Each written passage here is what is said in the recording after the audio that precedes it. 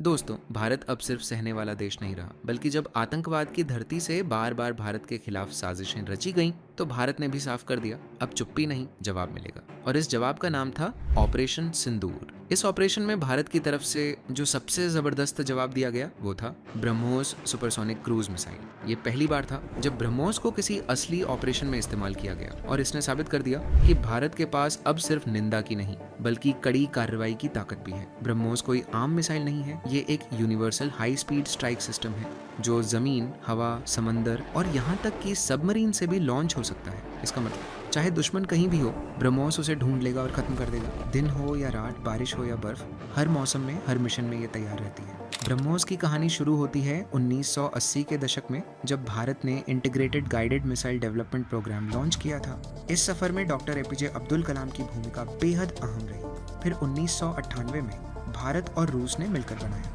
BrahMos aerospace. इसका नाम रखा गया दो नदियों से मिलाकर, भारत की ब्रह्मपुत्र और रूस की मॉस्कवा। इसका मकसद था एक ऐसी मिसाइल बनाना जो तेज हो, सटीक हो और हर मोर्चे पर टिक सके।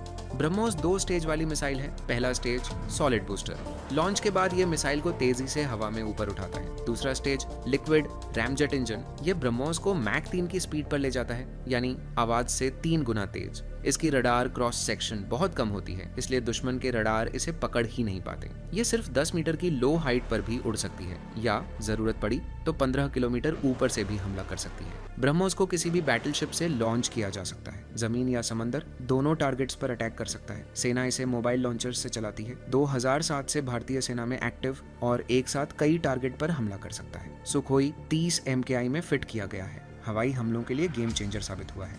2013 में इसका सफल परीक्षण हुआ। समंदर के नीचे से छिपकर दुश्मन को सरप्राइज अटैक दे सकता है। ब्रह्मोस NG, ये ब्रह्मोस का अगला रूप होगा, और भी छोटा, हल्का, तेज और ज्यादा स्टेल्थ, खासकर अंडर वाटर और एयरफोर्स ऑपरेशन के लिए। ऑपरेशन सिंदूर के दौरान भारत ने पहली बार ब्रह्मोस को एक रियल कॉम्बैट सिचुएशन में लॉन्च किया। टारगेट थे वो ठिकाने जहां से आतंकवाद को बढ़ावा मिल रहा था। भारतीय वायुसेना के स्पेशल ट्रेनिंग वाले जवानों ने बिल्कुल सटीक और प्रोफेशनल अंदाज में इस मिशन को अंजाम दिया। इस स्ट्राइक से एक बात साफ हो गई, भारत अब सिर्फ बात नहीं करेगा, अब भारत कार्रवाई करेगा। एक ब्रह्मोस मिसाइल की कीमत है करीब 25 से 30 करोड़ रुपए, लेकिन इसकी जो रणनीतिक अहमियत है वो इस कीमत से कहीं ज्यादा है।